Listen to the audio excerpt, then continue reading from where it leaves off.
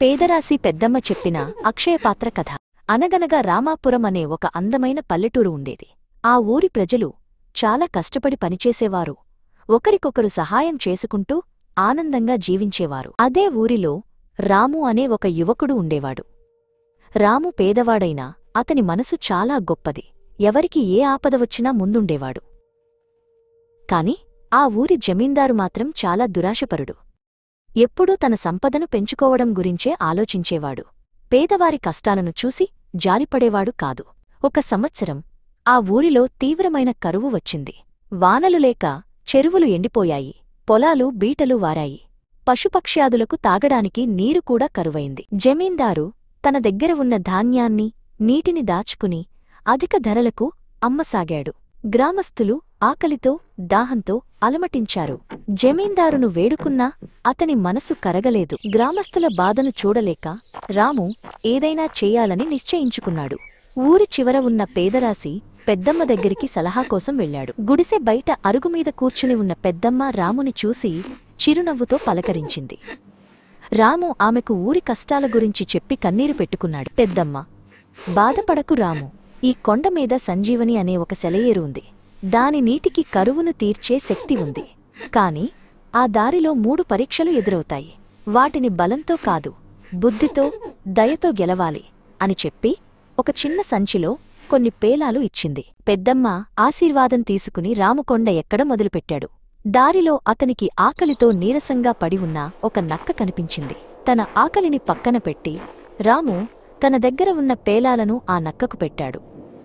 ఆ నక్క పేలాలు తిని తేరుకుని రామువైపు కృతజ్ఞతగా చూసింది. ఆ నక్క, నీ దయకు నా వందనాలు. ముందు దారిలో మాయావృక్షాలు నిన్ను దారి తప్పిస్తాయి. అవి అడిగే పొడుపు కథకు నిజాయితీగా జవాబు చెప్పు అని సలహా ఇచ్చి అడవిలోకి వెళ్ళిపోయింది.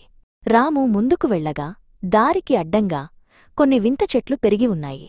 అవి గాలికి కదులుతూ దారి ఏదో తెలియకుండా గందరగోళం సృష్టించసాగాయి. అప్పుడు ఒక గొంతు, కన్ను ఉండి చూడలేనిది ఏది అని అడిగింది. రాము ఒక్క క్షణం ఆలోచించి సూది అని నిజాయితీగా సమాధానం చెప్పాడు. వెంటనే ఆ చెట్లు పక్కకు జరిగి అతనికి దారి ఇచ్చాయి. మరికొంత దూరం వెళ్ళాక దారికి అడ్డంగా ఒక పెద్ద రాక్షసుడు కూర్చుని ఉన్నాడు. అతను నొప్పితో మూలుగుతున్నాడు. రాము భయపడకుండా దగ్గరికి వెళ్లి చూశాడు. రాక్షసుడి పాదంలో ఒక పెద్ద ముల్లు గుచ్చుకుని ఉంది.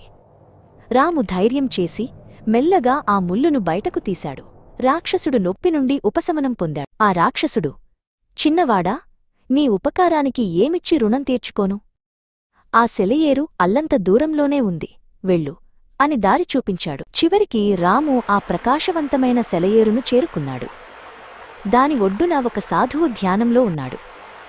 రాము ఆయన ధ్యానానికి భంగం కలగకుండా ఓపికగా ఎదురుచూశాడు.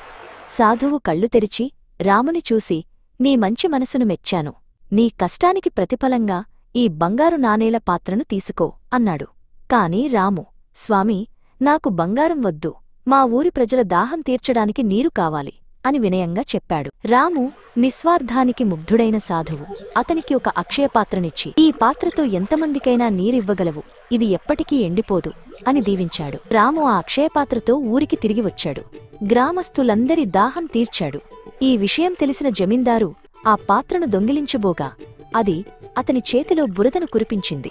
జమీందారు తన తప్పు తెలుసుకుని గ్రామస్థులను క్షమించమని వేడుకున్నాడు. రామాపురం మళ్లీ సస్యశ్యామలమైంది.